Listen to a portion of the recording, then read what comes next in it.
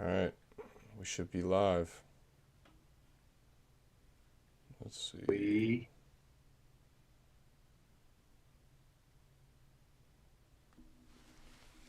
Just double check. Yep, I got us. got us. I got us. We're up. Should be live.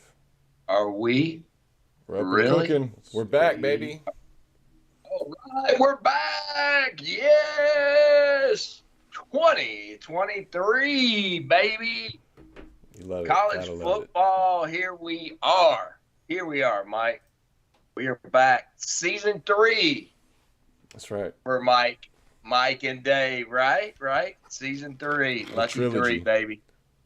Lucky 3. So man, I'm fired up. I am fired up and ready for another football season. Obviously, a little disappointing on the home front for Gator Dave, Miami Mike.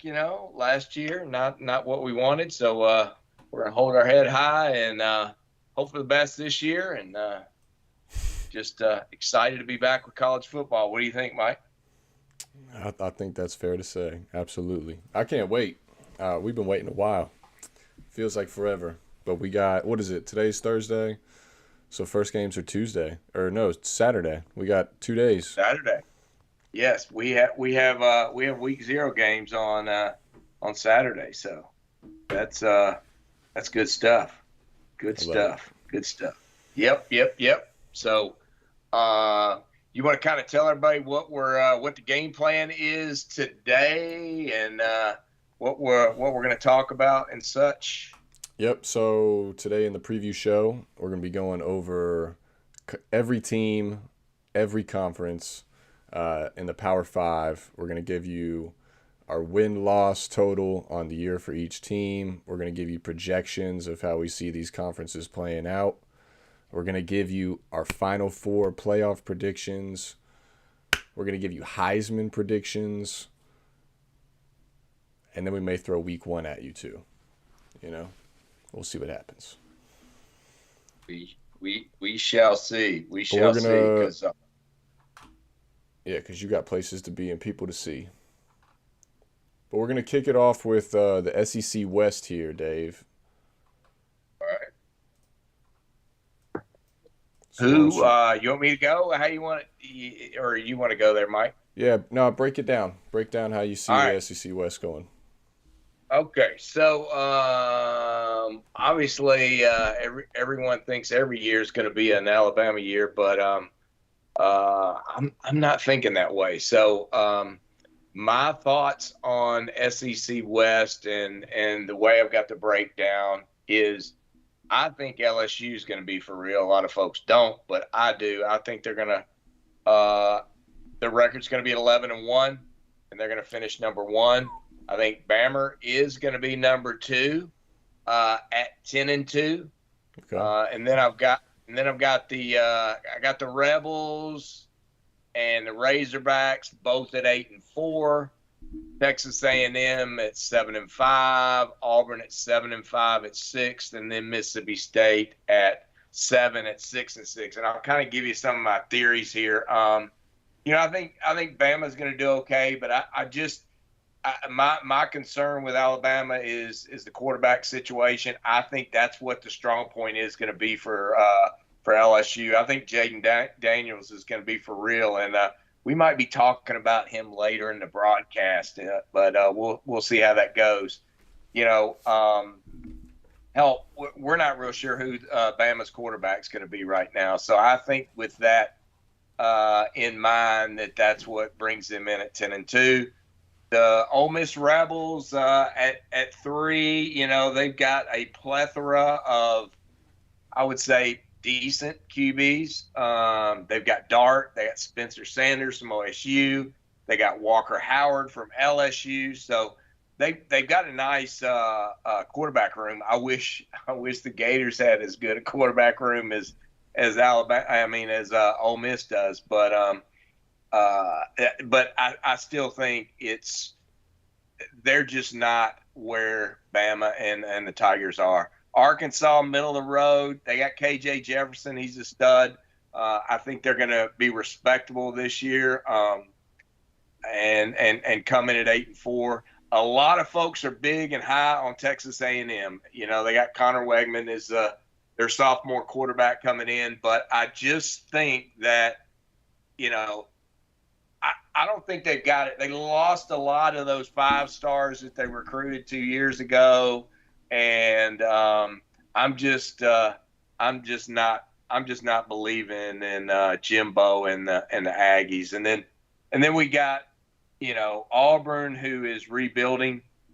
Obviously, they brought in Peyton Thorne, senior transfer from Michigan State, which, you know, he's an okay quarterback. You know, he's okay, but you know, I don't think he's going to tear it up. I mean, they're looking at a new with Hugh Freeze, a new beginning, so to speak. And I just don't think they're going to come out of the blocks any better than 7-5. And then poor Mississippi State obviously lost the coach who passed away, and I think that's going to be tough on them. They've got a new the new coach coming in who was the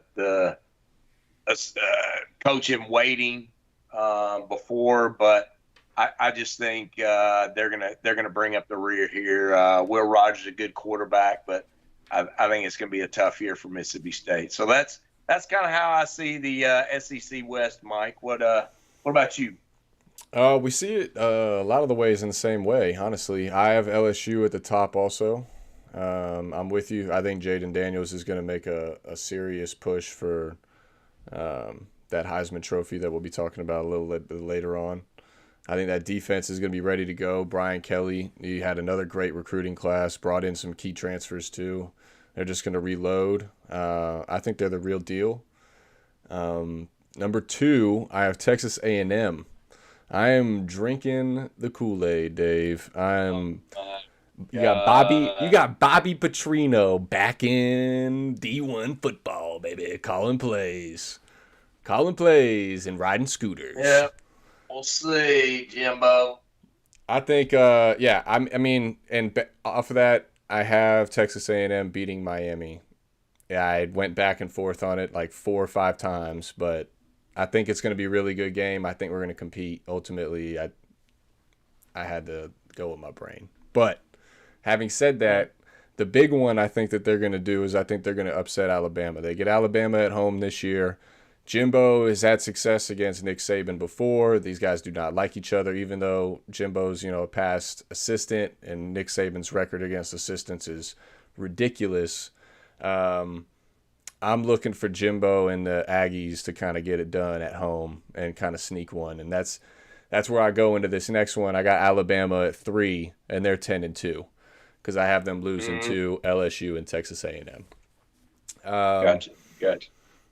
So kind of a down year for. I mean, it's Alabama, so if you're not playing for the SEC championship, you know it's a problem. And right now, neither one of us have it, so we'll see. That'll be interesting. I got Ole Miss at 4. I got them at 8-4. I'm with you. I think the quarterback room is special. They got a lot of speed at running back also, and that defense is going to be good with that new DC. So I look for Ole Miss to do big things. I think that they're going to upset some people too. Arkansas, I got 6-6. I'm not really expecting a whole lot from them. KJ Jefferson, I think, is the only reason that they're going to sort of get bowl eligible. As long as he stays healthy, I think that they'll be able to do that. If he has injury issues, though, I don't know. Coach could be on the hot seat. Auburn, I got a 7-5. They'll be bowl eligible first year under Hugh Freeze. Again, he's back in SEC football. Be real interesting to see what he does, if he can turn Auburn around sooner than later.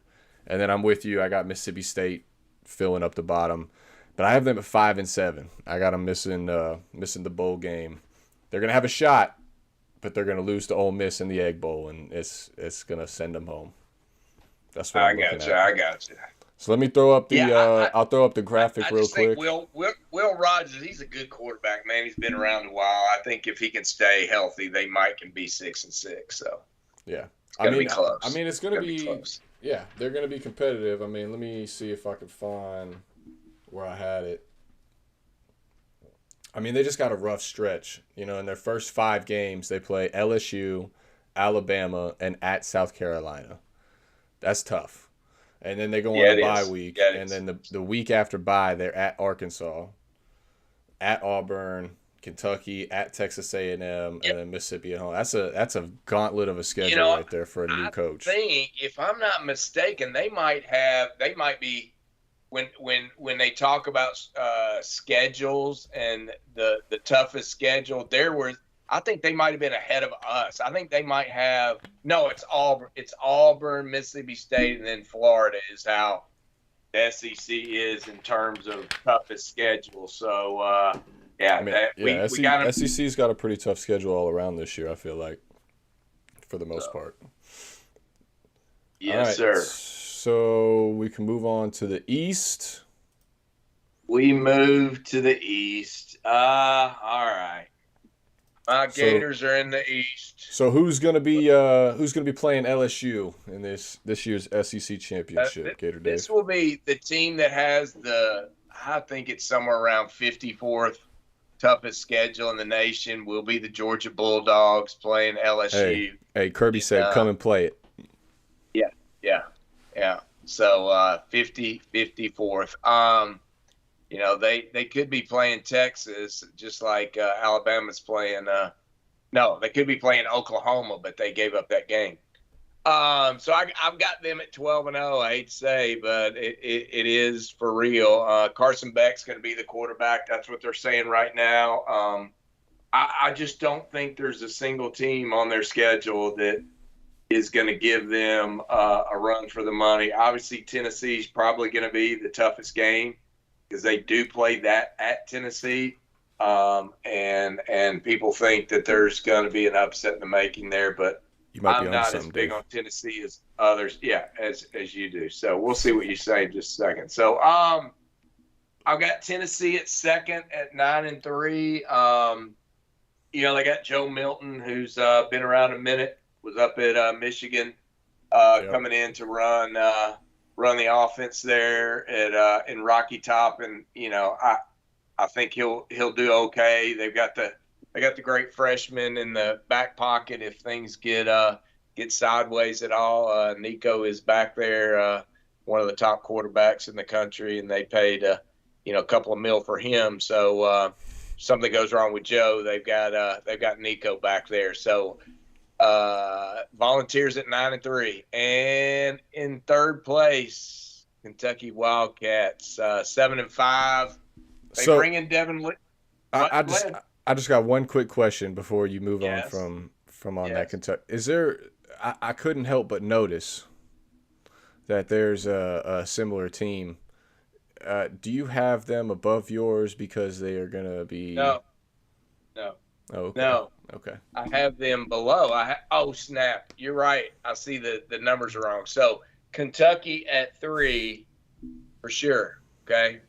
So the numbers are switched there, Mike. So yeah, Kentucky 7-5. Gotcha. They bring in Devin Leary, NC State quarterback. He was up and down last year, got hurt at the end, but neither you nor I think he's all that. I think it's gonna be a nice sub in there at Kentucky. They've got some really good receivers. So they say. Everybody is counting their receiver core as being one of the best in the SEC. So we'll see how that goes. I think they'll do okay. They're not going to tear it up, but they'll do okay. And then I have my Gators coming in at 7-5. I know it might be a stretch. 6-6, 7-5. It's probably where we're going to be this year, but I'm going to go 7-5. I think that will make some improvement. I believe that the key is going to be the defense, and the defense is going to be much improved over last year. We've been switching guys out for the last 2 years, and I think we're to the point where some of the garbage is gone, and we've got a new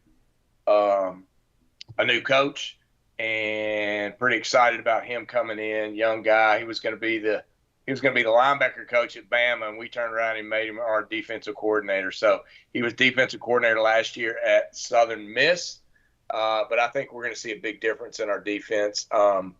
that now that we've kind of beefed the talent up a little bit, I think we're going to play press man instead of staying, 5 or 10 yards off the ball. So I think we've got a shot at 7-5 this year. Obviously, we've got our quarterback, Graham Mertz from Wisconsin, who hopefully can just be respectable. South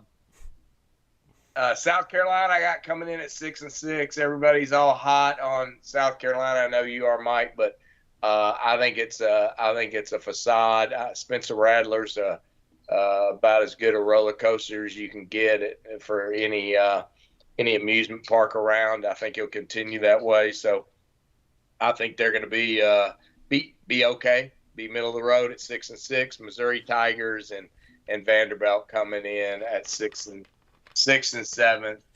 Really, neither one of them are going to do that well. I've got Missouri at 5-7 and Vanderbilt at 3-9. So that's kind of the way I see the East, Mike. What about you, sir?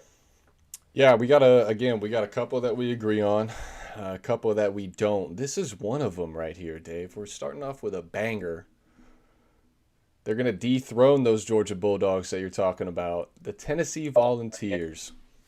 Come on, man. Nothing sucks like a big orange, brother. Joe Milton. That is the guy. Dude's got a rocket for an arm. And like you said, if he for some reason goes down, they got the Hawaiian Peyton Manning ready to rock. So I'm with it. I'm drinking that Volunteer Kool-Aid. Heupel's going to have him ready to go. That game is going to be insane. I don't know. Carson Beck, like you said, he's probably going to go for the Bulldogs. It's towards the later end of the year. I think it's like a week 11 maybe when they play each other. So by that time, you would think that, he's no longer a rookie quarterback. He's got plenty of experience. But man, I don't know. So I'm going Tennessee there. I'm going Tennessee 11-1 in the East. Georgia 11-1 as well, with that being the only loss. And then I'm going to go Kentucky 8-4. Devin Leary, I think as long as he can stay healthy, I'm interested to see what he can do in SEC football with a little bit better of an offensive line and that Mark Stoops team, and a little bit more of a running game than what he had at NC State. At NC State, and we'll talk about them, here in a little bit, but last year they were very inconsistent. One game they'd throw for 400 yards, one game they'd run for 200. And then vice versa. It'd be 50 yards, 160. So it kind of was just all over the place. So I'm interested to see what he could do, because he was hyped up last year as a potential first-round pick before, he got injured and everything else. South Carolina, I see them as 6-6 as well. I'm with you. I think that they're gonna do some things. I like them week 1 actually against North Carolina. Oh yeah, just wait. I like them week 1, but ultimately they just play too hard of a schedule. I don't think they're there yet. I like Beamer. I think he's solid. I think he's leading them in the right direction. I think it's just a matter of South Carolina admin and boosters give them enough time to do that. Florida, I got you following them. You're at 5-7. I think you're just gonna miss out on a bowl. Oh yeah. Yeah. That's all right, Miami, Mike. We'll see there, buddy. It's gonna happen. You want to hear how it's gonna happen? I'll give it to you. 5-7. You're gonna lose to Utah.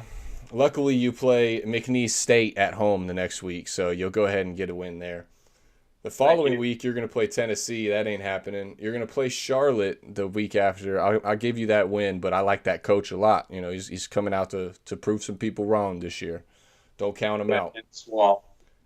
Kentucky, that team that's 2 places above you, they will beat you. You're going to beat Vandy. You're going to lose to South Carolina. You're going to lose to Georgia, unfortunately. You're going to beat Arkansas. You're going to lose to LSU. Win against Missouri, lose Florida State. 5-7. All right. Well, we'll see there, buddy. Hey, and Graham Mertz you trust, and I just can't. I can't do it. I never said that. I never said that. 7-5, man. That's bowl eligible. Seven and That's five. Billy Napier football right there, baby. True that is. True that Sunbelt is. Billy. At least we did make a bowl last year. All right. That's true.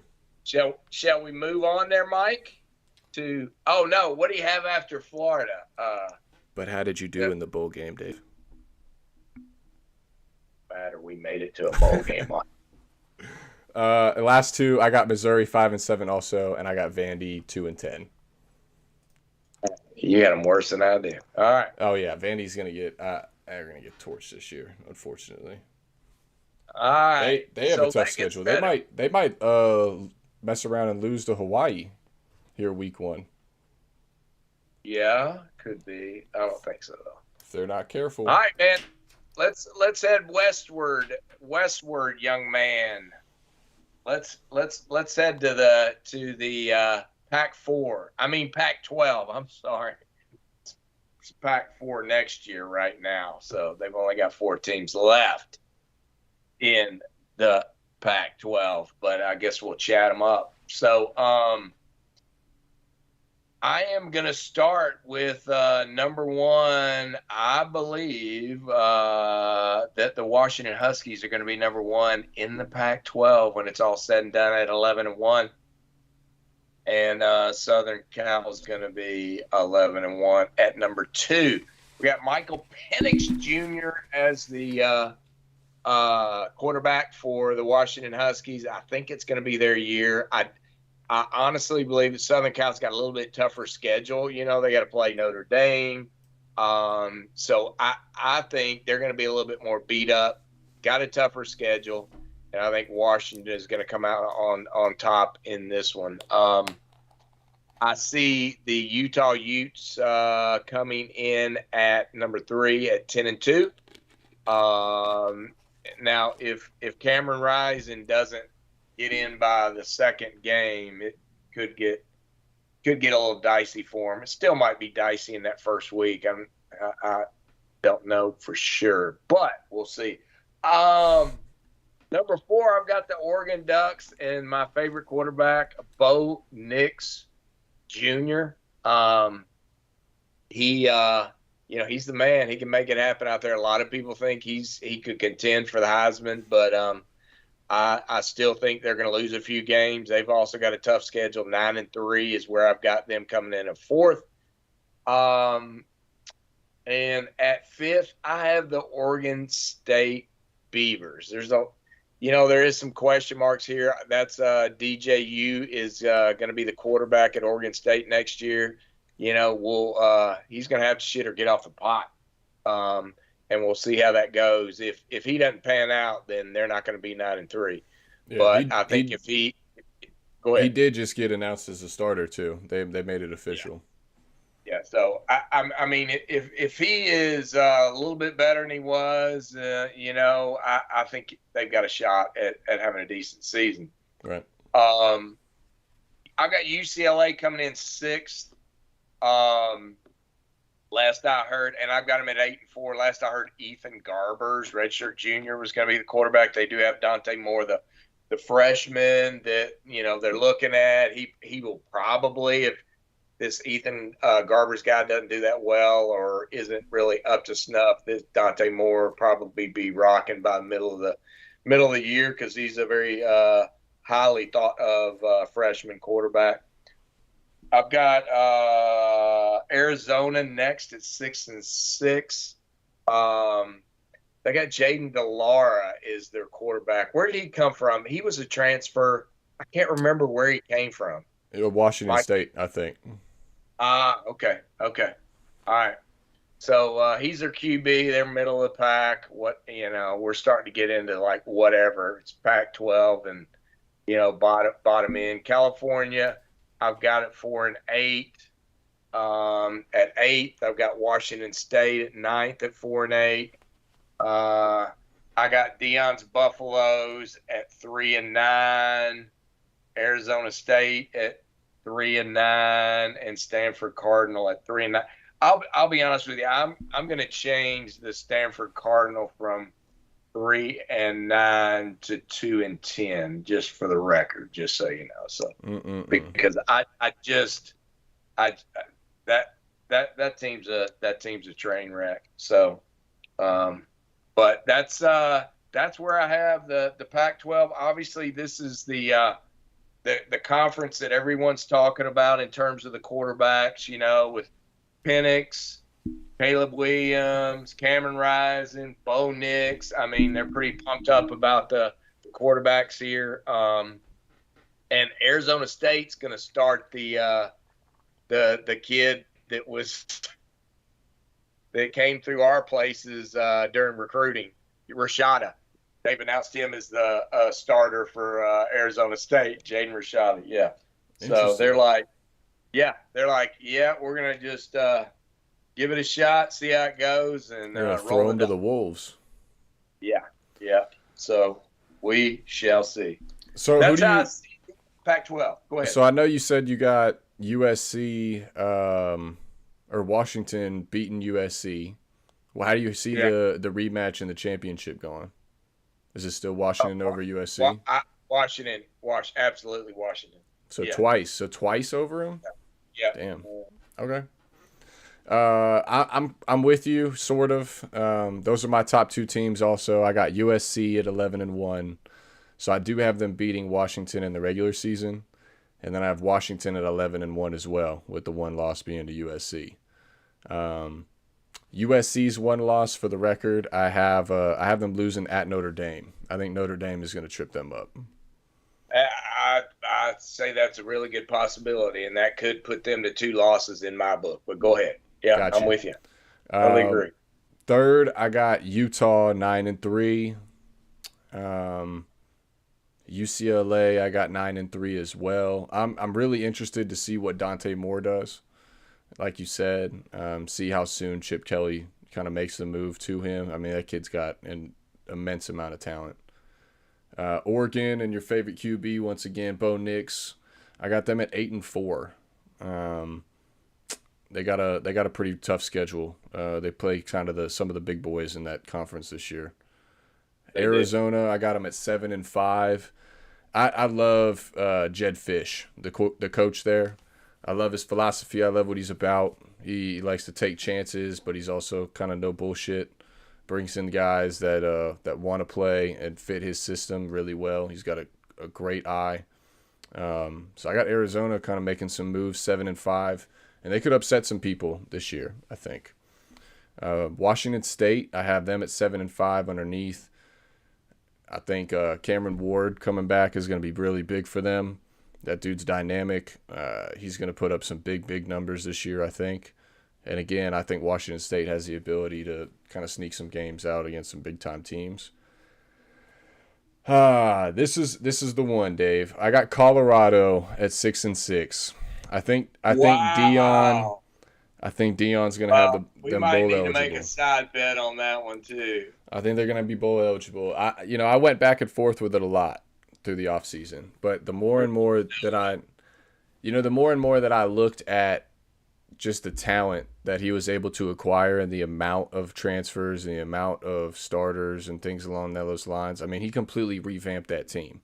So as long as he can keep them together, that's going to be the hardest part, because you got a bunch of dudes who want to be the guy, and are they going to be able to fit and mold together when shit hits the fan, or are they going to be pointing fingers and causing problems? And that's what I want to see. If they're able to kind of come together a little bit and get through it together, I think 6-6 all day. I mean, they have talent on that team. There's no doubt about it.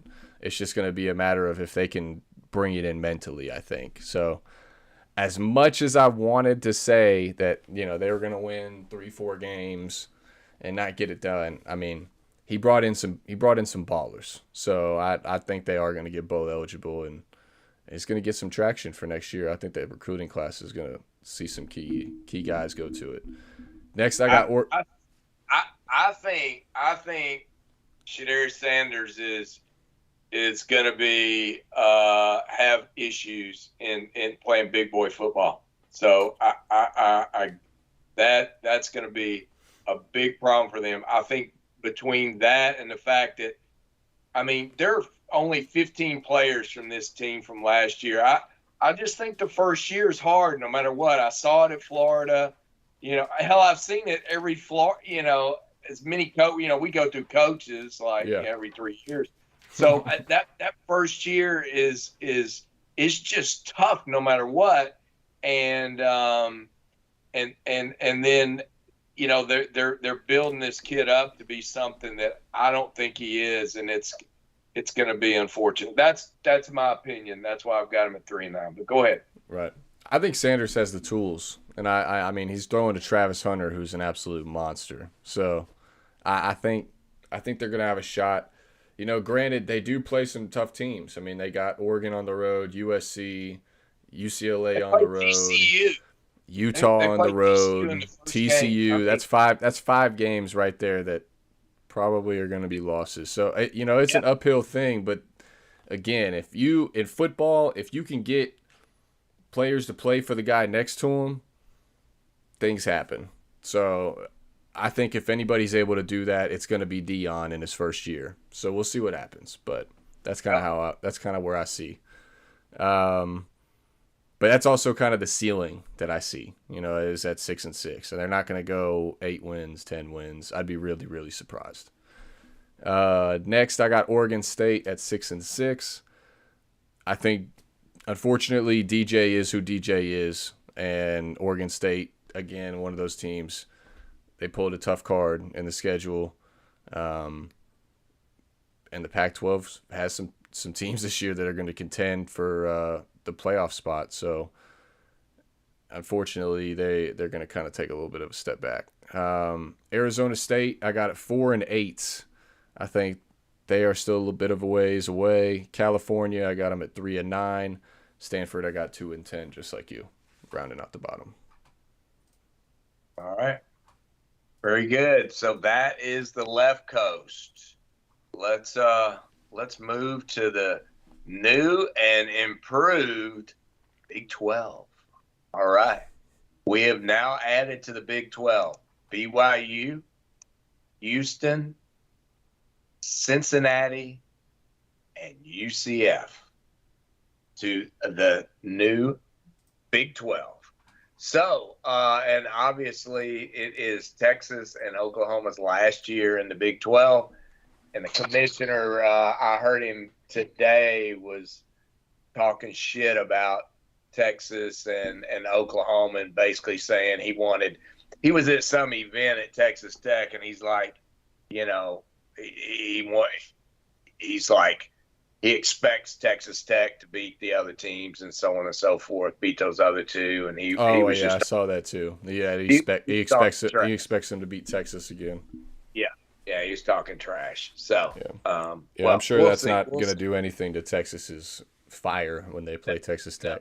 Yeah, they don't have any much of a roster. So, all right, so let's roll right into Big 12. So, I am, as you know, from the bet that you placed for me in Las Vegas, Nevada, I went out on a limb, and I am saying that the TCU Horned Frogs are going to be number one in the Big 12. I know everybody's all Texas, or everybody's all Oklahoma, or Kansas State, maybe those up-and-comer Texas Tech Red Raiders. But I think our boy, which you love that coach, I think he made the right moves on the folks that left the team. I mean, from the portal, I was jealous of the players he was getting from the portal. And I'm a Florida fan, and we're supposed to be getting better players, and we didn't. This son of a bitch got some players. So that's why I got them at 11-1, and we'll see. Texas coming in number 2, 10-2. They're going to have a good team. Everybody expects them to win, but I just can't do it until I really see them do it. Everybody's talked about it all these years. They hadn't done shit in 12, 14 years. So I'm going to say they're going to be number 2 at 10-2. Then I've got Kansas State Wildcats at 9-3 coming in third. They got Will Howard coming back. I think that's going to be a strong team. in reality, in my opinion, any of those top three teams could win the Big 12. TCU, Texas, Kansas State. I don't think anybody else is. Yep. But I think that all three of those are capable of winning the Big 12. Then you got dropped down a little bit, not that much. Oklahoma, I think they're going to do a little bit better. I think I might have been a little generous with 9-3. Dylan Gabriel's been around for like 10 years, so he does have a lot of experience at quarterback, but he's fragile as glass, so who knows how that's going to go. I don't know if they've got enough yet on the defense to get where they need to go. So I've got them coming in at 4. Then I got the Texas Tech Red Raiders, who they had a very decent year last year, 8-5. Up from 6-6 the previous year. That Tyler Sloth guy, I mean, he's a good quarterback, and he's doing a great job. And one of the better quarterbacks in that group. So I've got them coming in at 5. I've got I've got UCF coming in at 6 at 8-4. They got John Rice Plumlee as their quarterback, the kid that came over from Ole Miss. I mean, they were pretty impressed. They did a good job last year, 9-5.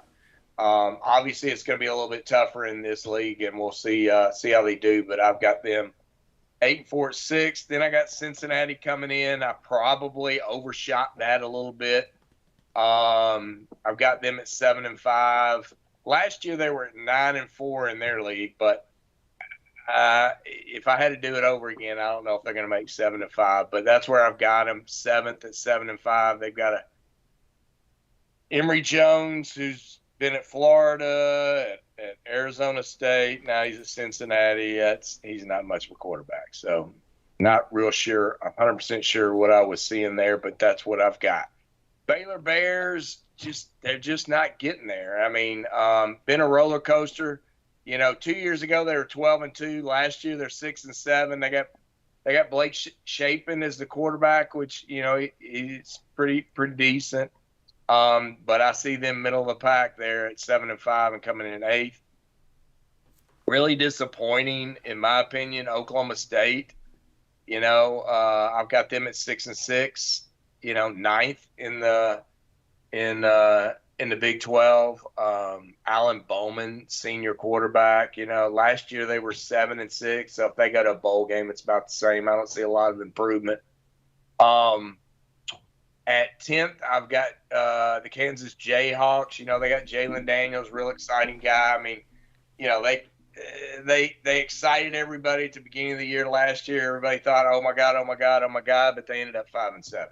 That's the reality of it. I mean, it is good for Kansas, right? But I got them at 5-7 again. Then I got Houston coming in at 5-7 at 11th as well. I don't see, them tearing it up. They're gonna struggle in this league. They didn't play all that great last year. They got Donovan Smith, who's a junior that transferred from Texas Tech, who'll be their quarterback, but I don't see them doing much in this in the Big 12. BYU, I've got them at 4-8 at 12th. They've got Keaton Slovis as their quarterback. Dude, I think this might be his 4th team. It's at least 3. It's at least 3, if not 4. So this guy, whatever, he gets around. No one really wants him. He keeps moving, but I got them at 4-8, the newcomers. Iowa State, we know they're screwed. They got Deckers was the gambler, the quarterback that was gambling on his games. He's not playing, and their star running back, he's not. So they're screwed. Bottom line, they were 4-8 last year. I'm giving them 4-8 this year, coming in 13th.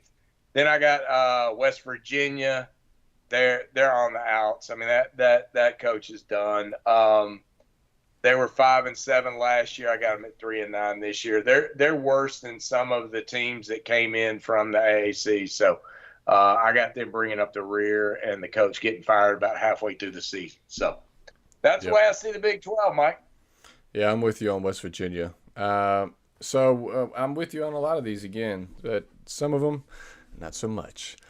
Uh, Win in the Big 12. I got Texas. I got them at 11-1. I think that one loss is probably going to be to Alabama. Oklahoma, I got at number 2. I got them at 10-2. I think a healthy Dylan Gabriel, another year for that defense under Brent Venables' system, and just the mentality of the mindset of what he wants out of his team. I think that's going to be really big for them. So I'm looking for that defense to improve heavily. Kansas State, I got them at 10-2. Like you said, Will Howard is back. I expect big things from that team. They have an opportunity to win the Big 12 and potentially competing for a playoff spot. Texas Tech, I got at 9-3. I think that they're going to be a solid on offense this year. I think the defense is going to be. We'll see.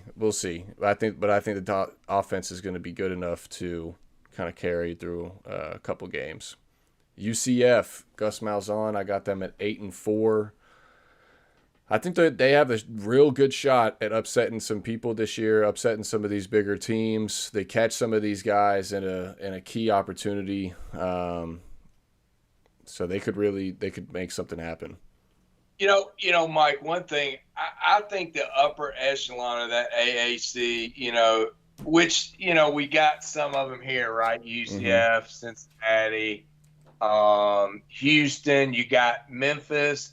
All those guys, I mean, to me, are better than the back end of the Big 12, in my opinion. I mean, that's why I've at least got most of them up in the middle of this league. I mean, it's going to be a little tough coming in, but they're going to start recruiting, and they're going to be a little bit better. And I think, it's going to push some of these other schools down because, UCF's, I mean, Malzahn's pretty good, and it's Florida. Yeah. He's got great recruiting. Cincinnati has had, has done quite well over the years. So, I think they're going to make a name for themselves in this conference and jump right into the middle. But go ahead, Mike. Sorry. No, you're good. I 100% agree. I mean, they're in a great spot being in Orlando. That's 2-3 hour drive from, the heart of college football recruiting. So families are able to go see their kids play. Who wouldn't want to play in a Gus Malzahn offense? So, yeah, I'm with you 100%. So, yeah, I got them at 8-4. I have Baylor at 8-4 as well. I think that, they're going to have a little bit better of a year, but they're still not quite there to what they want to be or expect themselves to be. TCU, I have at 8-4 as well. I just think that they have a tough schedule, and it's going to be tough for them to duplicate what they did last year.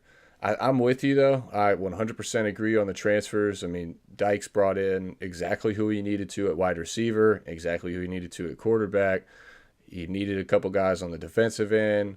They needed some help on that back end. They made the addition. So it'll be interesting to see if they're able to kind of replicate the success. And, I mean, if they do, you're looking at Sonny Dykes now being mentioned with Kirby Smart, Nick Saban, Ryan Day. He's going to be up, or Lincoln Riley. He'll be up there in that conversation if he can duplicate, what they did last year. Can you imagine, though, if that happens and somebody gets to cash that ticket in? That would be a great bonus, wouldn't it? That would be a nice bonus. That wouldn't be almost too bad. As good as winning the illustrious Trippy Cup, but doesn't feel near as good. But the money's so. The money's always nice. That's what it is. I got Oklahoma State at 8-4. I'll go ahead and throw up the picks. So I got Oklahoma State at 8-4. I got BYU at 7-5. I like this BYU team, Dave. I know it's crazy to say, but getting Slovis, bro. Hey, I like Slovis. I like Slovis's play. I thought Slovis should have gotten play a long time ago over some of these other guys, like when he was at Pittsburgh, when he was at USC. I think Slovis has game, so it'll be interesting to see what he can do in a system that maybe fits his needs a little bit better. Kansas, I got it 7-5. I'm big on the Jayhawks this year. I think they got a great shot to make noise. They brought a lot of people back. They brought 17 starters back. They got a couple guys in the transfer portal. And I think that mentality has changed. So I'm looking for a bowl eligible Kansas team this year. Iowa State, I have it 5-7. I'm with you. I just don't see it. Matt Campbell, it's weird how Matt Campbell went from one of the most touted names in college football Yeah. to he might get fired like within the Yeah. next at the end of this year. He might be gone. They were 4-8 last year, and the literally the year before, when the Gators are looking at for a coach, they Yeah. were talking Oh, about this same with guy. Miami. Same with Miami. And then When some bitch comes in and goes 4-8 before last we year, got and now Cristobal, he's Matt got Campbell was gambling one of the issues. guys right on the top. Yep. So I don't know. Crazy. We'll see what happens. Houston 4-8 for Dana Holgerson. Donovan Smith. I love that addition. I think that's going to be key. I just think they have a really tough schedule. It's going to be really tough for them to get through some of these teams, and the way it lines up, who they have to play, kind of back to back or a 3-game stretch, it's a gauntlet. Cincinnati, I have it 4-8. I'm not expecting a lot out of them at all this year. Give Satterfield another year of recruiting, maybe, but I don't know. I don't know. Yeah. West Virginia, I got follow in the rear. I'm with you. I think Neil Brown's gone by probably week 6, week 7, and I got them at 2-10. So not great. All right. Very good. All That right. takes care of the Big 12. Shall we move to the other big team? And we're going to the Big 10 West, Big which for Ten. my son Jared is always a memory of the bet that wasn't right last year. Gator Dave picked Purdue to win the Big 10 West, and the bet didn't quite go as suspected. So, all right. So here we go, Big 10 West. So the most important thing here is that, Big 10 West is the Big 10 Junior division. So the best thing that Iowa did this year was they got Cade McNamara, a respectable quarterback. They had one of the best defenses in the land last year. And now they've got a respectable quarterback. And I think what's his friends? Ferentz is the coach's name. I think he's going to get his butt out of his ass a little bit and be able to win this Big 10 West. I don't think the record's going to be all that. I'm predicting 8-4 here, scathing by Illinois and Wisconsin, but I think that defense that is just badass, and the addition of McNamara is going to be enough for them to have a decent season. They could do better than 8-4. I mean, 2 years ago in 2021 they were 10-4. So, Yeah. so it's very possible. Last year was just weird for them. Second, I've got Illinois. They've got Luke Altmaier, the sophomore transfer from Ole Miss, coming in at QB. So again, that's another really good defensive team, because that's Bielema, right? So he did a great job with that defense. One of the best in the land again. And again, I think they're going to end up about where they were last year. They were 8-5 last year, and I've got them 8-4 in the before we get to the bowl games.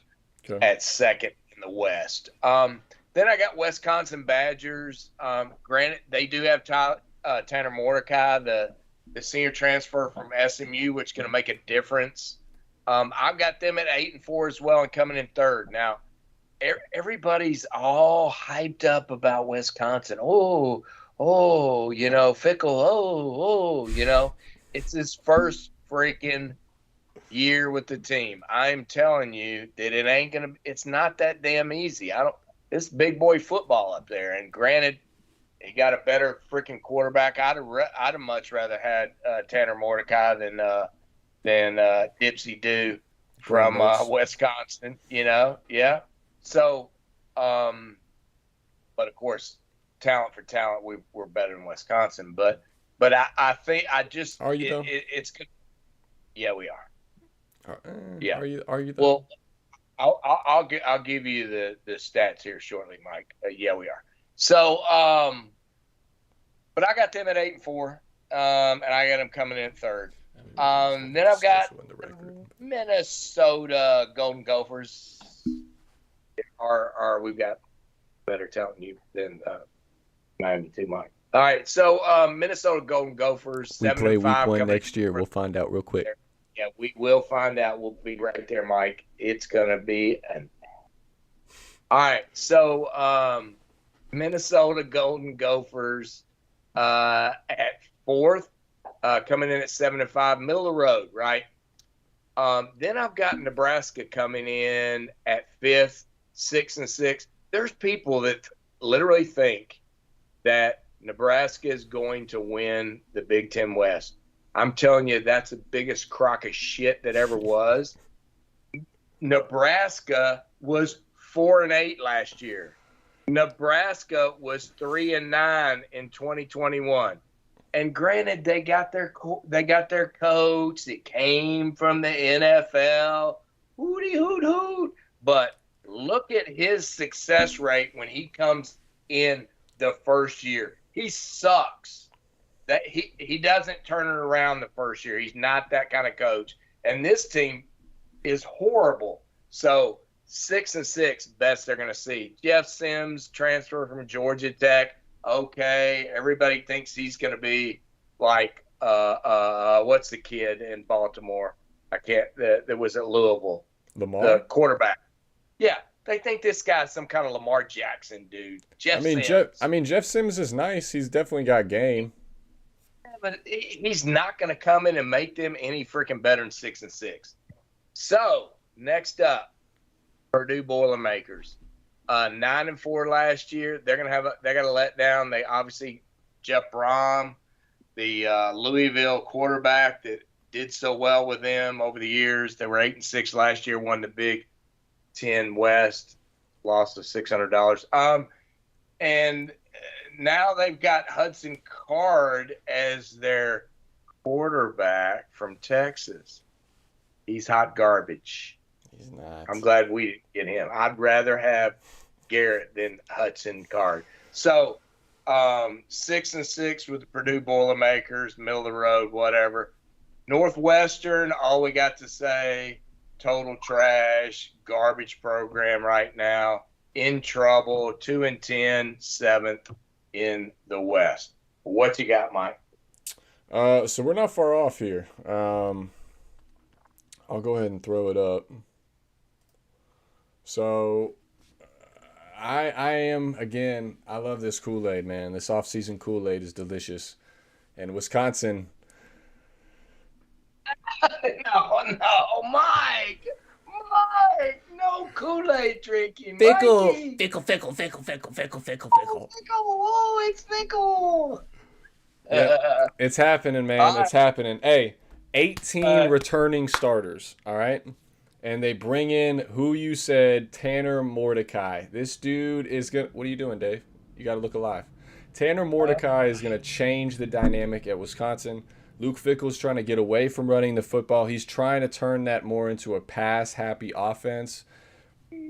With those hogs up front, it's going to open up that run game. And they have a very, very formidable schedule. They have their two toughest games are Iowa and Ohio State, and they got them both at home. Hey, 11 and 1. I'm just saying, don't be surprised. Don't be surprised. Yeah, that's me. Oh yeah. All right, we got second 11 Iowa. 11 and 1. 11 and 1, baby. 11 and 1. One loss to Ohio State. Start marking down these side bets. All right, so all right. Okay. Yeah, get all right. Go ahead, Mike. Get writing. Second, I got Iowa, 9 and 3. Same thing as Wisconsin. They brought in a quarterback who can actually somewhat throw the football. They're going to try to change up their offense a little bit. And on top of that, they had the same gambling shit going on with them that Iowa State had. So things are a little shaky there. So I think, we're still going to see Iowa football. It's still going to be Iowa defense, low-scoring games. It's just a matter of what that offense can do. So I got them 9-3. Illinois, I think it's going to be extremely hard for Brett Bielema to follow up what he did last year. I got them at 7-5. They're not going to sneak up on anybody anymore. They lost a lot of key pieces.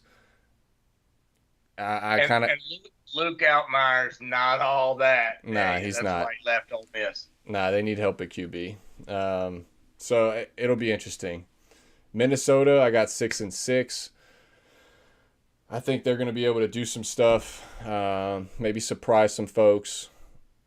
Purdue, I got 6-6 as well. I like Jeff Brom a lot. I think you give him another year or two to kind of get some more guys in there via transfer portal, recruiting. I think he could have Purdue clicking again pretty quickly. Not this year. Nebraska, I got at 5-7. Same thing with Matt Rule. I think that he might be the right fit for Nebraska, but not this year.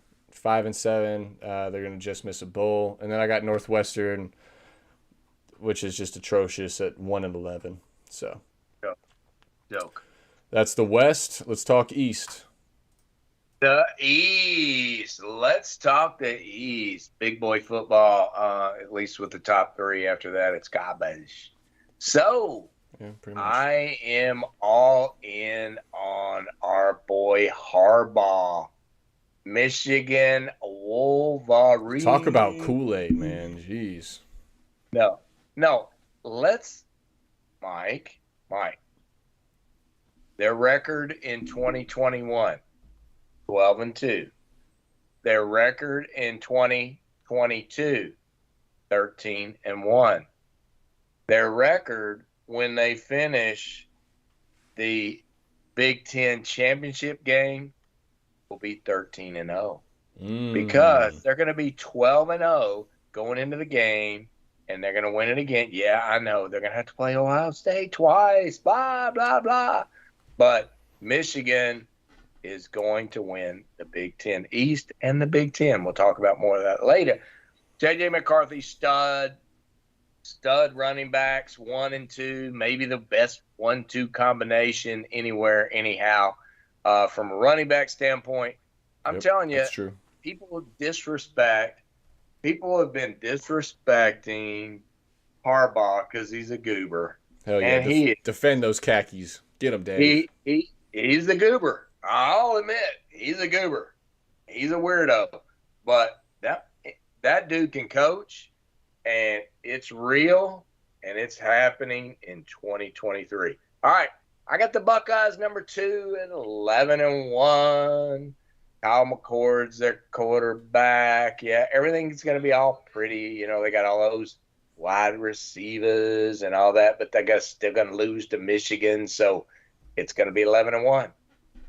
Penn State Nittany Lions. I've got them down at 10-2, Mike. I think I might be generous. That's a Kool-Aid. That's a Kool-Aider there. Everybody's trying to say Penn State is there. They're ready to fight with Michigan and Ohio State. I'm not buying it after where I am right now. I mean, they're Drew Aller, he's a savior, all that. But 10-2, best they're going to do at third. Then we get into the ho-hum. Maryland Terrapin 7-5 at fourth. They got Tagovailoa. Michigan State, I got them at 5-7, just like they did last year. Pretty much hot garbage. Indiana 4-8. They're garbage. They got a redshirt freshman going to be the quarterback. It's not going to be good. That coach is done. Rutgers, hot garbage, 4-8, 7th. They're nothing. They were 5-8 last year, 4-8 this year. So not going to happen. So that's where I am with the Big Ten East, Mike. Right on. We are actually lined up perfectly on this. So we are team for team. I'm with you. Yep. I'm with you on Michigan. I like them 11-1. I think that they come to play. I think their only loss, if I remember right, I had them losing to, I believe, Notre Dame. No, Penn State. I'm losing to Penn State at Penn State towards the end of the year, right before 2 weeks before they go play Ohio State. I got Ohio State at 11-1. I think that's actually the Notre Dame loss. Nope, that's the Michigan loss. I'm all over the fucking place. So yeah, and then I have Penn State at 11-1. So I have a trio of 11-1 at the top of the Big Ten East, with Michigan's only loss being to Penn State, Ohio State's only loss being to Michigan, and Penn State's only loss being to Ohio State. So I have Michigan ultimately coming out of it on the top. Maryland, I have at 4, just with you at 8-4. Michigan State, I have at 5-7 as well. Indiana, I have at 3-9. Rutgers, I have 3-9. So I think it's going to be all on the top heavy for the Big Ten East. No doubt about it. All right, man. Well, that was my close there, Mikey. So good stuff. All right, let's get to your division, the ACC. What is gonna happen in ACC? So it's a shame we don't have Ian watching, so he can be talking about his Florida State Seminoles, but he's not on, so we'll be nice. All right, so I have at number 1 finishing the ACC, Clemson Tigers are back. I got them coming in at 11-1. Last year they finished 11-3, so I think they've got a chance of maybe going a little bit further, but we'll see how that goes. 2021 they were 10-3, so but I feel good about Kate Klubnik. I saw that kid play, in the high school bowl games, and I told you last year that he needed to be playing sooner than he did, but they held on to DJ way too long, and I told you this Cade kid he needed to come in, but he didn't. He waited too long, and they flim-flammed around a little bit. So I've got them at 11-1 coming in first. So then I have, much to the family, the Gleason family chagrin, I don't have Florida State coming in second. I have North Carolina Tar Heels coming in at second at 10-2. Drake May, it could be a Heisman. It could be the long shot. And when you get back up to North Carolina, there's a couple of people I want to drop a dime or two on for Heisman, and this guy's one of them. I think he's got a shot.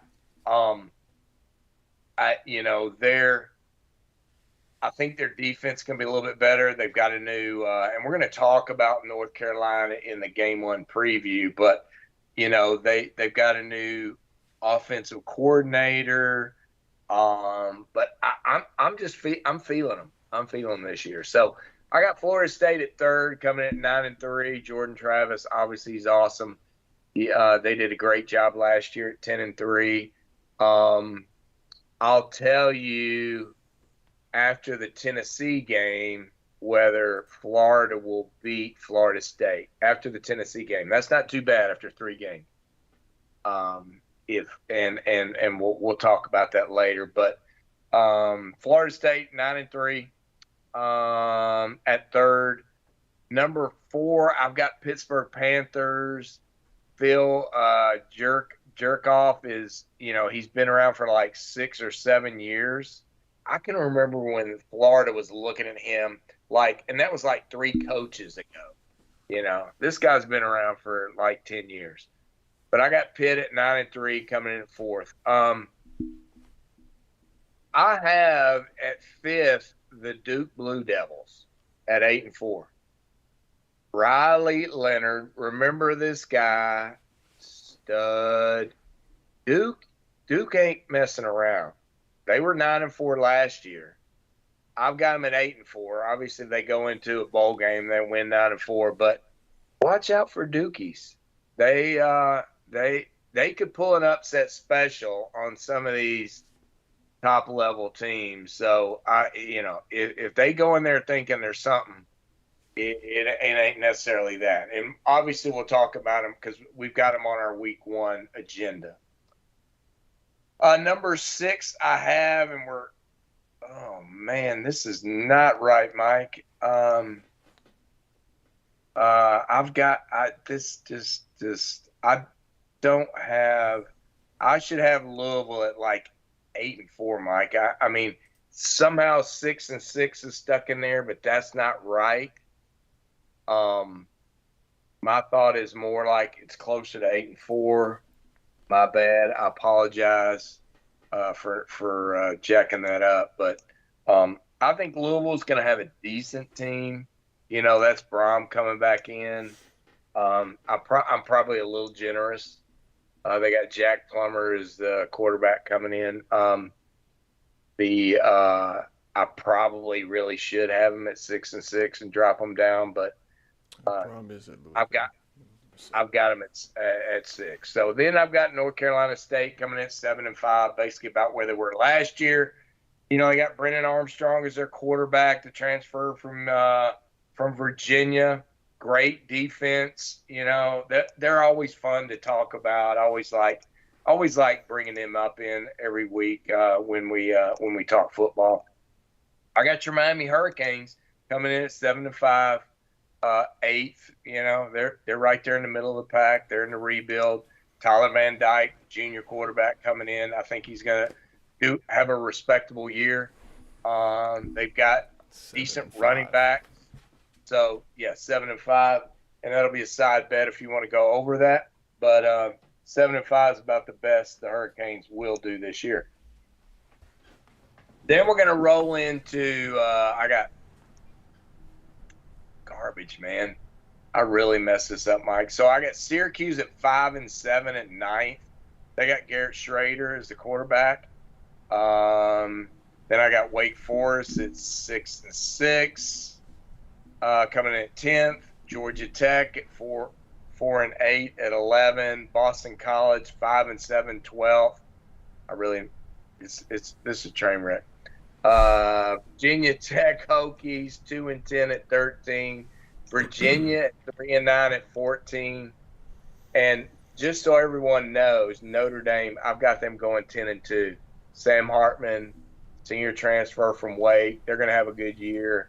They'll be up there at the top, not enough to get into the playoff, but I think they're going to have a pretty damn good year at 10-2. And this was a little messy, Mike. I should have done a little bit better job of checking my stats there, brother. But it's all good. I cleaned it up for you. The rankings in general are about right. What really matters is those top 1 through 6 or 7. Like I said, watch out for Duke Blue Devils here, guys. All right. Go ahead, Mike. Yeah. All right. I'm with you on the top 2. I got Clemson 11-1. I got North Carolina 10-2. Really? So we're dead even on that. Close Florida State haters. So that's there you go. Yep. I got Miami at number 3 at 9-3. Go ahead and drink your water. I got Florida State right behind them at 9-3. I got Pittsburgh right behind them at 9-3. Pittsburgh avoids a lot of the big dogs this year, so they got an easy schedule.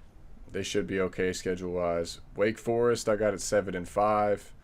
I'll be interested to see what they do without Sam Hartman. And they also lost their leading receiver, so it'll be interesting what they do on offense.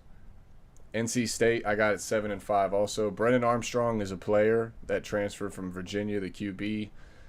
He's going to move right into that system. It's going to be like a plug and chug from Devin Leary, but he's more mobile than Devin Leary. So I think NC State has a real shot at upsetting some people this year, but I think they're going to lose some games that they should probably win. So I got them at 7-5. Louisville 7-5 as well. Syracuse, I got them at 5-7. They're going to be right there for a bowl, but I think they're going to fall short. Same with Virginia Tech, 5-7. You have the alma mater guy in his second year at Va Tech trying to turn it around. He's going to make a little bit of progress, but I don't think a whole lot. So I got him at 5-7. Duke, I got 5-7 as well. I think they're going to give a lot of guys, a lot of teams a hard time and some good games, but that schedule does not fit their agenda. But I think Riley Leonard is going to keep him in a lot of games. Boston College, I got a 5-7 also, just missing a bowl game. Virginia, I got 3-9 as well. Georgia Tech, I got 3-9. I think it's going to be rough for the Jackets. They got Haynes King though coming in, for quarterback from Texas A&M. They do, but he sucks, dude. He sucks. Yeah, he's not it. So he ain't it. He ain't it. All right. Well, interesting. So the other little note. So we had the Wisconsin at 11-1, and we had the Hurricanes. Mike, did you say 9-3? I did, yeah. All right, cool. All right, good. You want to hear who the losses are? Don't really care. 9-3 seems like a pipe dream, so we'll just talk about that later, Mike. Texas A&M. True. Clemson. Yeah. True. North Carolina. True. And how about you add maybe a couple more there, bro? So we'll talk about it later. All right, Mike. Let's So we are through all 5, and we're rocking. We're gonna get this thing done in 90 minutes, and which is gonna be awesome. So we're through the ACC. So now we talking about who we thought were going to be the 4 teams in the playoff, right? Is that where we were going? Because I got playoff on my list. Yep. Or do we want to go top 25? No, we're going and save the playoff. It'll be top 6. Top 6. Top 6. All right. Top 6. All right. So, much chagrin of the local Bulldog fans, I am going Michigan at number 1. I am going Georgia at number 2. I am going Ohio State at number 3. I am going LSU at number 4. I am going Washington at number 5. And Alabama at number 6. So interesting. I have 3. Because you told me something different for the graphic. Snap! Did I really? What? Yep. Oh, snap! Your top 25 was different. I had you at Michigan 1, Georgia 2. Yeah. Ohio State 3, LSU 4. Yeah. Alabama 5, and then USC you had 6, because you I think forgot about Washington. Yeah, that's why I changed it. I changed it to and moved because I missed Washington because I had Washington beating USC, right? Mm-hmm. Remember we talked about that earlier, so that's why I say Washington. All right, so our graphics jacked up, guys. So my bad.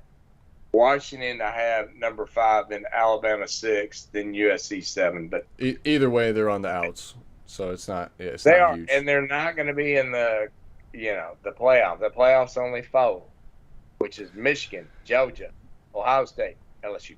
I think this year, though, is, each year it's more and more a reason why they should have expanded it a long time ago. But I think this year specifically, people are going to be very thankful that next year it's finally expanded.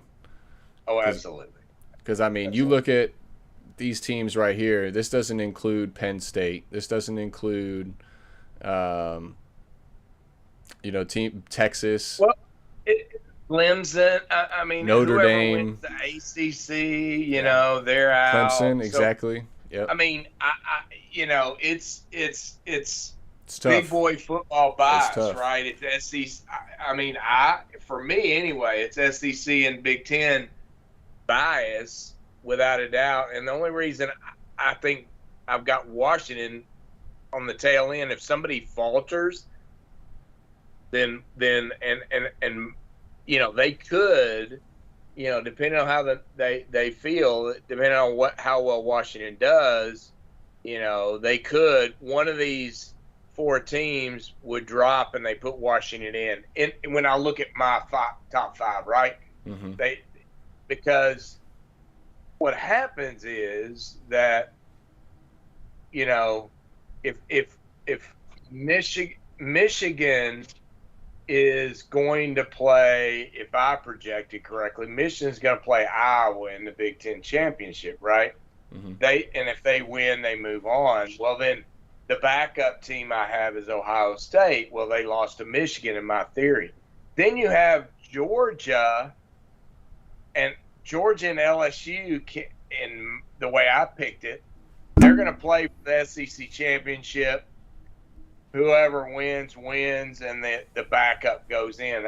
That's a little bit more conceivable than the two Big Ten teams, but it'll all be fun. And we got one more year of this shit, and it's 12 teams, and then it's, you know, a lot more schools really get excited about what's going on. And when 12 teams get in the playoff, you know, it's not just 12 teams that are going to be excited toward the latter part of the year. It's going to be almost double that, right? There'll be 20 teams that are going to, you know, 20, 25 teams that are like, damn, we got a chance. So it's just going to be, the bomb. I mean, I'm excited about 12. It might have been too much, but it is what it is. And I think, and now that the Pac-12 is going away, you know, you're only going to have four championship teams that go in, Mm-hmm. right? And you're going to have 8 at-large teams, you know? Yep. Shit. You know, Yep. I mean, that's gonna be the bomb for the big boy conferences. So I'm excited about it. But again, this year, my opinion is it's Michigan's year. I think, you know, like I said, he's a goober, and that's a term I've used since I was in high school. But Harbaugh's a goober. But I'm telling you, they got the team this year, and they're going to beat Georgia this year. I promise you that. And I think I think the experience at quarterback and running back is going to make it's just going to give them just enough edge to do it, because I mean, everybody thinks that Georgia can, you know, Georgia's going to go undefeated again and blah blah blah. Granted, they're recruiting their ass off, but I firmly believe in this Michigan team this year, unless something major happens. I think it's interesting that you did the winner and the loser of both Big Ten sort of championship and the SEC over something like a Washington coming out of the Pac-12. Yeah, I did. Well, if you go back and look at records, it's 0-1, and I just think by the time when it's all said and done, it's going to be 0-1. It's going to be enough to make this thing, to much chagrin of the public, it's going to be the two big boy conferences that end up this way. That's the way I see it right now. And you know, it might not be right, but that's just kind of the way I feel right now at this point. I got you. Well, I got a little more parity on my end here, Dave. So I got Michigan at 1. I'm with you. I think if they're able to finish 11-1 with the schedule that they have, I think that they'll be positioned at 1. I think Tennessee would be number 2 if they're able to beat Georgia and sneak into that SEC championship against LSU. I think they got a good shot. Texas, I would have at 3 at 11-1. Again, I mean, if they're able to get to that point, that schedule is a gauntlet. So, and then Notre Dame, I have at 4 at 11-1 also. I think Notre Dame's going to have a really good year this year, and they're always annoyingly just top 5 for whatever reason every single year. So I think that they'll sneak in at 4.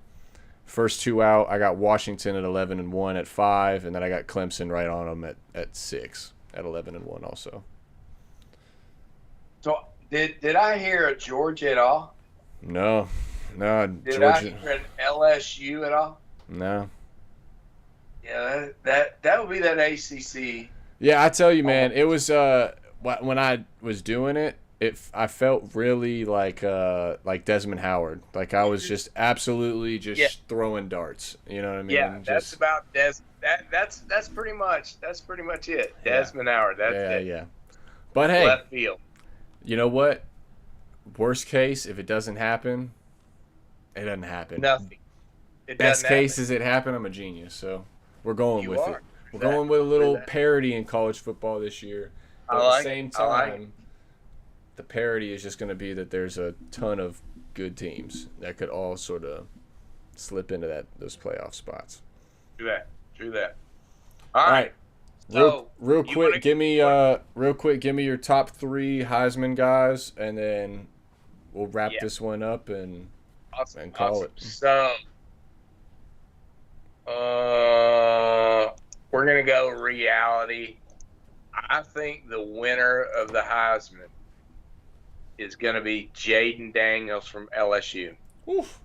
Um, a safe second bet. Did you put this up on a graphic? Nah. Okay, good. Because I'm changing. So I'm going to say number 2 is Caleb Williams, and I'm going to have Drake May as number 3 instead of yours.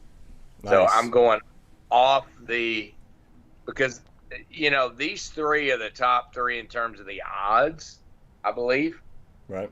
But I really feel good about Daniels if he stays upright and it just kind of goes along. But with my whole didn't you theory, have my Kansas? LSU Oh no. Jaden Daniels at okay. Yeah, LSU's Jaden Daniels. Yeah, LSU Jaden Daniels. So it's my whole theory that LSU has a good year, Mike. Okay. You know what I mean? Gotcha. It beats Bama, wins the West. And the story has to go or you're screwed, right? Mm-hmm.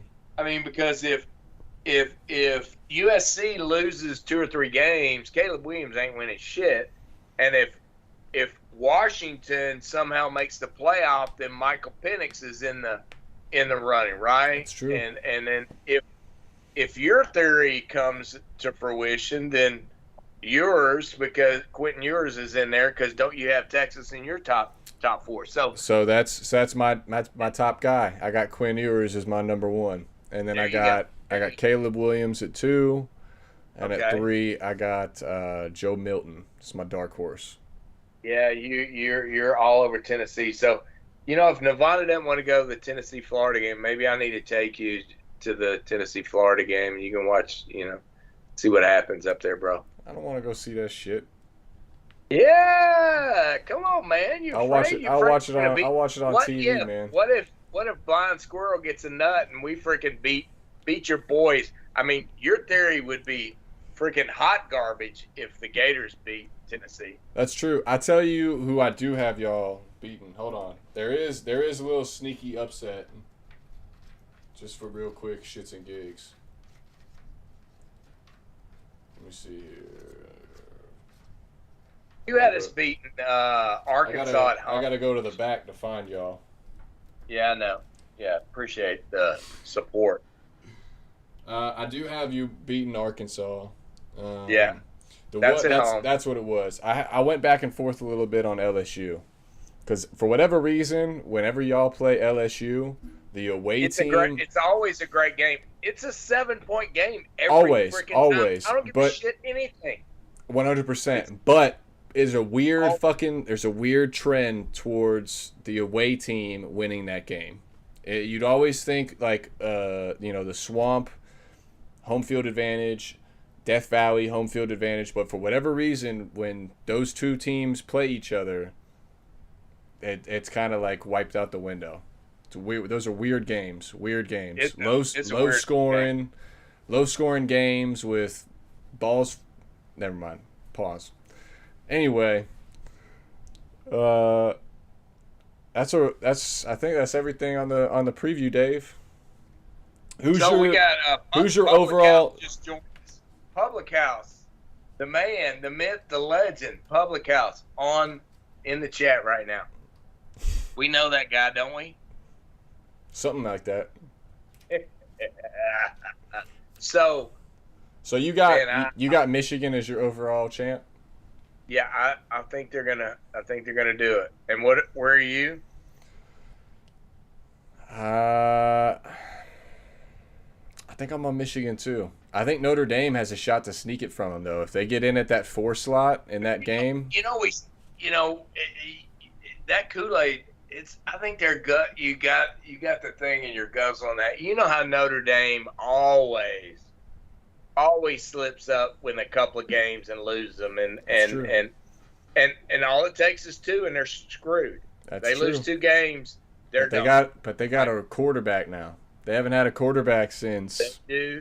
They do have a quarterback. They do have a Brady quarterback. Quinn. I mean, that's a long Yeah, time. yeah. It's been a minute since that's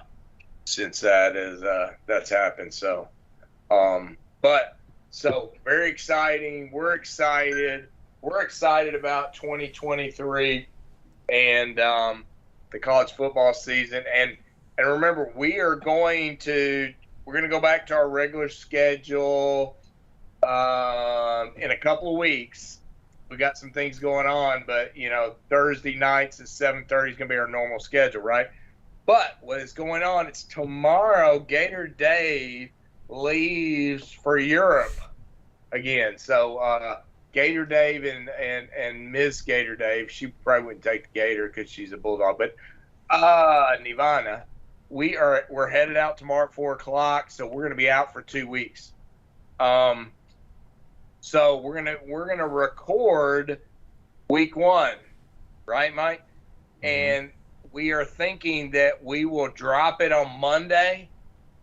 How about that? I mean, we could drop it tomorrow. It doesn't matter. Well, why don't we drop these first? And then drop this on Monday because it's a new week. It's past week 0. I want to get past week 0 since we're doing week 1. So let's drop it on Monday, Miguel. So we drop it on Monday, week 1. So everybody will be able to watch week 1 on Monday.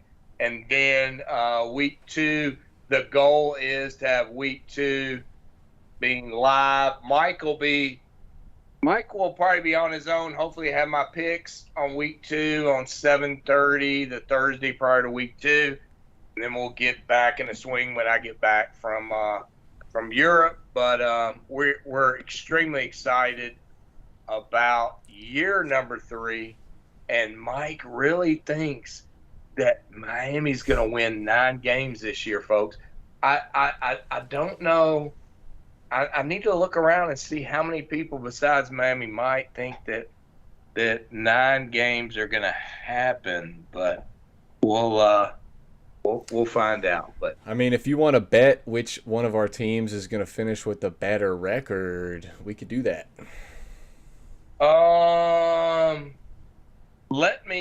I've made some notes.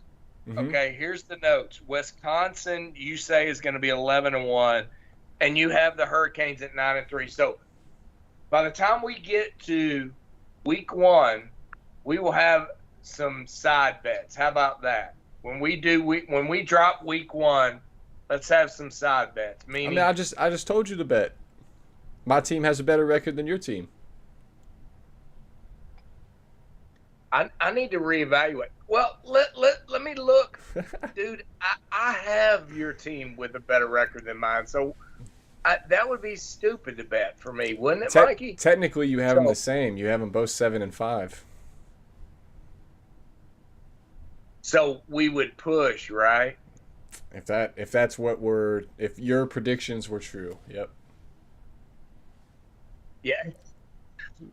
All right, we'll have this by week 1. When we get on the next show, we will have our bet taken care of. Done. Plus, I'm telling you, I just this Wisconsin thing's got me all in a tizzy, so I might have to side bet that one too. So all right, quick question, and then we'll sign off on the preview show. Yes. I'm putting you on a spotlight. Week 0, there's like 6 or 7 games. Any of those that you like? Yeah. Um, yeah, there are. You put me on the spot, but I can get to it really fast because I have my new setup here at the, the Gator Den, the Gator Hideout, whatever you want to call it. So here's what we have in week 0. We have Navy playing at Notre Dame, and that's like 20.5 in Ireland. Oh shoot, that's right. It is in Ireland. Doesn't really matter. That's a little much. We have UTEP at Jackson State, with UTEP getting -1. We have UMass at New Mexico, and New Mexico State. New Mexico State at -7. We have Ohio at San Diego State. This is it right here, buddy. San Diego State getting 3 point at -3. I am going to tell you, Mike, that bet Ohio on the money line. They're going to win that one straight up. There you go. There's your week 0. All right. There's your week 0 bet, Mike. I love it. Ohio money line. I mean, if you want to go +3, fine, but if you want more money, go Ohio on the money line. I think they're going to beat them straight up. That's where I am on week 0. I'm staying away from everything else. What about you? Anything look enticing? The only one that I was maybe considering was USC against San Jose State, but that's a 30.5 point spread. It's that's a lot of points. Yeah. I mean, I think USC might put up 70 on them if we're being honest, but it's just a matter of how much that garbage time TD on the Lincoln Riley defense. I don't know. Yeah, and they pull everybody at halftime. Yeah. So, I don't. But that could easily be Caleb Williams' Archie Griffin trial at campaign. He could get 7 touchdowns in that first game, and all of a sudden he's right back there at the top of the board. But we'll see. 2 days away. We're almost there. So my Jared wanted to point out that he is staying at my house while I'm gone, so that's a good thing. Right. He's house sitting. I got my house sitter. Gotta protect the Gator Den. Stay in the Gator Den. Isn't that right, Jay? So, you the man. All right, so we are going to wrap it up here. We're going to drop week 1 on Monday, and then week 2 will be at our normally scheduled time at 7:30 Thursday prior to week 2. Right, Miguel? Yeah, so it should be, what is that, the 6th or the 7th of September? It is Thursday's the 7th. So Thursday, the 7th of September at 7:30 will be first live show. But week 1 will drop on Monday, and we shall rock. Cool. And Public House is asking about any UFC predictions for Singapore. So I'm a little lost there, but that's a separate show. Okay. All right. Good to know. All right, folks. Well, it's all good. It is wonderful to be back. 2023, another great season. We're hoping our Hurricanes and our Gators are better than last year, hopefully. And I'm excited about 2023 and being out there with you guys. And there's the U, and there's the Gator, and go Gators. Have a